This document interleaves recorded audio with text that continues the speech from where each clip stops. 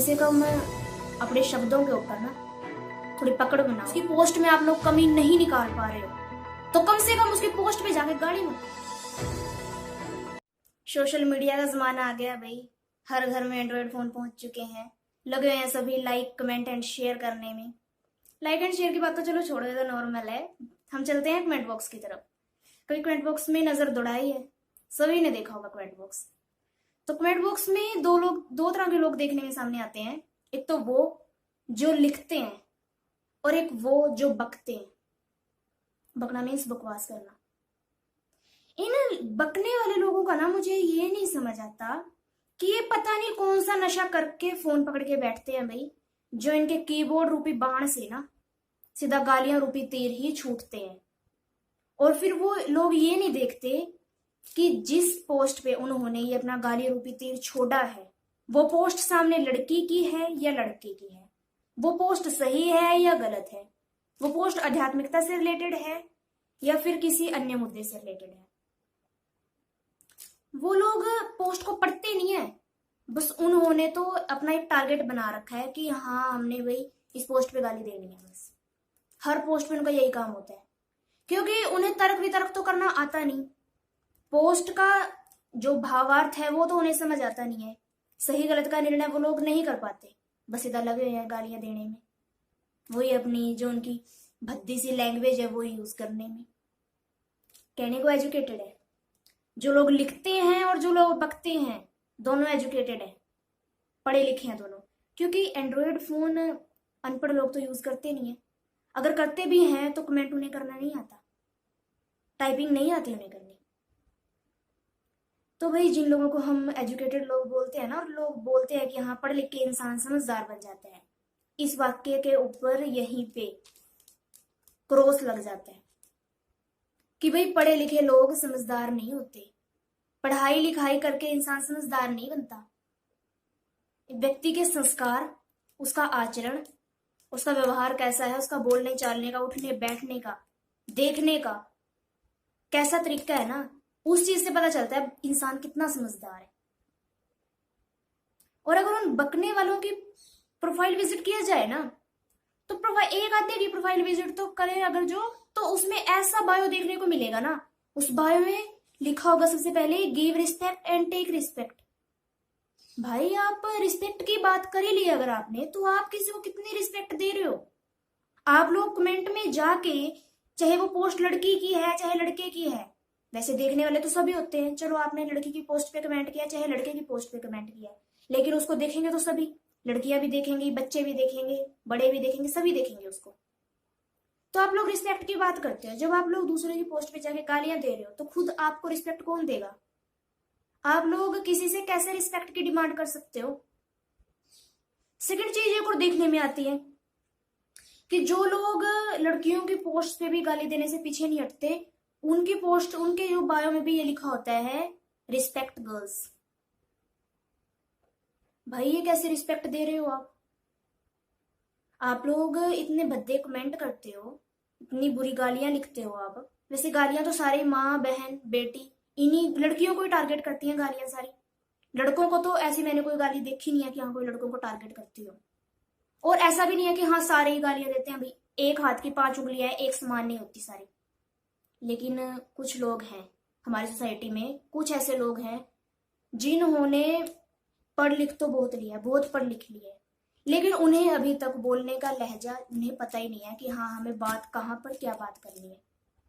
भाई इन गालियों से, इन आपके भद्दे कमेंटों से आपकी मानसिकता का पता चलता है भी आपकी कैसी मानसिकता है।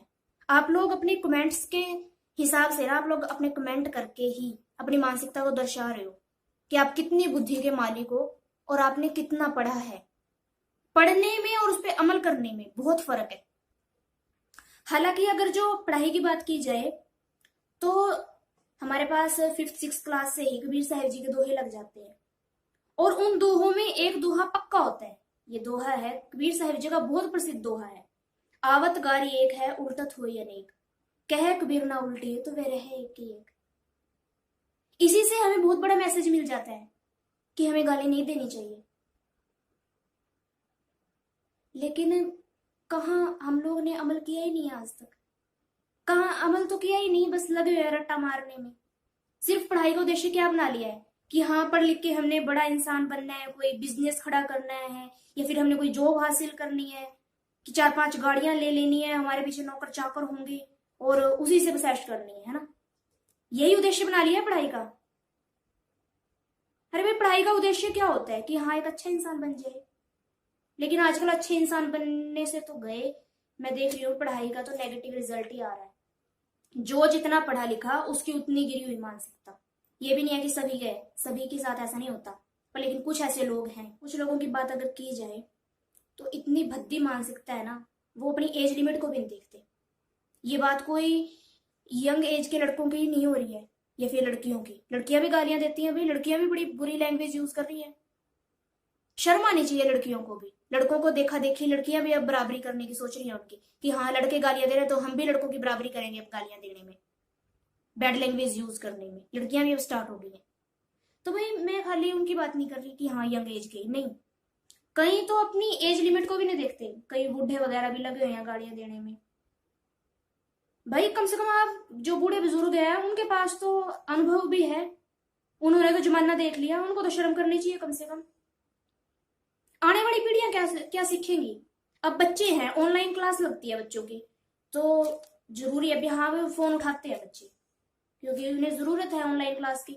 तो साथ के साथ भी सोशल साइट्स भी खोल लेते होंगे, फेसबुक वगैरह इंस्टाग्राम सभी बच्चे चला लेते होंगे, क्योंकि बहुत तेज माइंड होता है बच्चों का। तो जब वो देखेंगे कि हाँ हमारे घर वालों ने ही, हमारे ताए चाची ने, हमारे भाई ने, बड़े ने, हमारी बहन ने गालियां दी हुई हैं, तो वो क्या सीखेंगे, वो भी यही सीखेंगे। तो हम खुद तो हमने अपना जो है हमने अपना सत्यानाश कर ही रखा है। ये गालियां देना क्या है, कोई हमें अच्छा थोड़ी कहेगा गालियां देने वाले को। तो आने वाली पीढ़ियों को हम क्या मैसेज दे रहे हैं, उनको भी यही मैसेज दे रहे हैं कि हाँ आप लोग भी गालियां दोगे। बेशक हमने मुंह से नहीं बोला कि हाँ बेटा तू गाली दे, लेकिन जो बच्चे होते हैं ना वो बड़ी जल्दी बात को कैच करते हैं, वो बड़ों से ही सीखते हैं। जब वो देखेंगे कि हमारे बड़े क्या कर रहे हैं तो वो भी वही सीखेंगे भाई।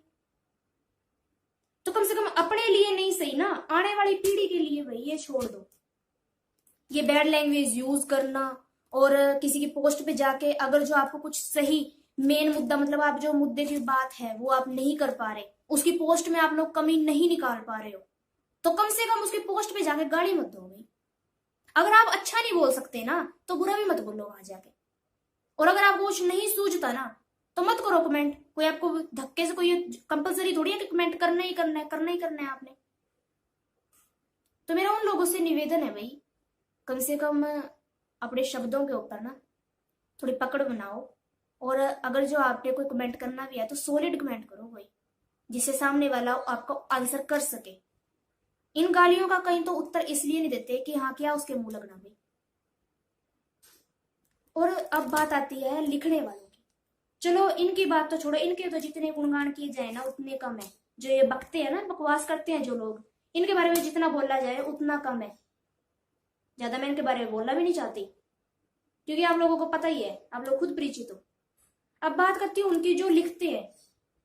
भाई लिखने वाले लोग ऐसे होते हैं, उनका एक ही उद्देश्य होता है कि या तो अपना मैसेज दूसरे तक पहुंचाना, दूसरी तरह की पोस्ट वो इसलिए करते हैं कि सच्चाई को ऊपर लाना। तीसरा उनका उद्देश्य ये होता है कि समाज को जागरूक करना। जो हमारे भाई बहन भटक रहे हैं ना इधर से उधर, और कहीं जो है कोई नशे में लिप्त हो गया है, और कोई किसी की नजर बेकार है कि हाँ बहन बेटी को बहन बेटी की नजर से नहीं देखते, तो अपनी पोस्ट वगैरह से वो यही मैसेज देना चाहते हैं कि किसी तरह हमारी पोस्ट को कोई पढ़ ले और सही राह पे लग जाए। उनका उद्देश्य ये होता है, इसलिए वो लोग लिखते हैं। और ये बकने वाले लोग जाके उनकी पोस्ट पे भी माथा मारते हैं, उनको भी जाके बकवास करते हैं, उल्टा सीधा उनकी पोस्ट पे लिखते हैं। वो फिर भी अगले कुछ नहीं बोलते, वो लिखने वाले लोग फिर भी कोई पलट के जवाब नहीं देते, क्योंकि वो समझदार है। उन्हें हम असल में एजुकेटेड बोल सकते हैं। चाहे वो व्यक्ति कम पढ़ा लिखा है, जिसने अच्छी पोस्ट की है ना, जिसने कुछ अच्छा लिखा है, 2 वर्ड अच्छे लिखे हैं, तो हम उसे समझदार कह सकते हैं, चाहे वो कम पढ़ा लिखा है। समझदारी हमारी कहाँ से झलकती है? हमारे व्यवहार से, हमारी बातचीत, बोलने के तौर तरीके से, यहीं से हमारी समझदारी झलकती है। समझदार व्यक्ति वो नहीं है कि हाँ जिसने पैसा कमा लिया, दौलत शोहरत, आगे पीछे नौकर है, और वो नौकरों को भी गालियां दे रहा है, घर वालों को भी गालियां दे रहा है, कमेंट्स में भी गालियां हैं उसकी, और किसी से बात कर रहा है, किसी से मीटिंग हो रही है, तब भी गालियां दे रहा है। और जहां जहां बात उसकी सेल्फ रिस्पेक्ट की आए, जहां पर किसी बॉस के साथ मीटिंग होनी है या फिर जहां पर कहीं पे उसकी डील पक्की होनी है, वहां पे जाने क्या, वहां पे पता नहीं कैसे उसकी जुबान में शक्कर घुल जाती है भाई, वहां पे बड़ा मीठा मीठा बोलेंगे, वहां पे नहीं उनकी गालियां सामने आएंगी। ये गालियां कहाँ निकालते हैं ये लोग? सिर्फ और सिर्फ अपने से दुर्बल व्यक्ति पे, अपने घर में औरतों को, बच्चों को, बस इनके ऊपर चलती है ये गालियों के तीर, और कहीं नहीं चलते। और एक उस व्यक्ति आगे इनकी गालियां बिल्कुल नहीं चलती जो सामने वाला मुंह तोड़ जवाब दे दे। इन लोगों के लिए बस इतना ही कहना चाहूंगी, ज्यादा नहीं। अब बात आती है लिखने वालों की। लिखने वालों के लिए भी 2 शब्द कहना चाहूंगी। तो ऐसे ही एक समाज है, भगत समाज, संत रामपाल जी के अनुयायी हैं। बहुत अच्छा समाज है भाई, उनके पोस्ट बड़ी अच्छे लगते हैं मेरे को। भक्ति से रिलेटेड पोस्ट करते हैं और कई मतलब वैसे भी मोटिवेशनल पोस्ट भी करते हैं, जिससे बहुत अच्छे मैसेज मिलते हैं। और वो लोग जरूरी नहीं है कि हाँ वो लोग भी पहले जन्म जाति सही थे, ऐसा कुछ नहीं है। उनका भी जीवन संत जी के शरण में आने के बाद बदला है। संत रामपाल जी के शरण में आने के बाद उनका जीवन बदला है। बचपन से वो भी परफेक्ट नहीं थे। कई लोग जो है बहुत ज्यादा गालियां भी देते थे, खुद संत रामपाल जी को भी गलत बोलते थे। लेकिन अब एक पुस्तक है जिसका नाम है जीने की राह। इस पुस्तक को पढ़ने के बाद बहुत से लोगों का जीवन बदला है। तो मेरा निवेदन है, यह पुस्तक लॉकडाउन से पहले घर घर में गई थी, जिनके घर में भी रखी है, इस पुस्तक को उठा के जरूर पढ़ें। और यदि आप पुस्तक नहीं पढ़ सकते, आपको नहीं टाइम मिलता, तो आप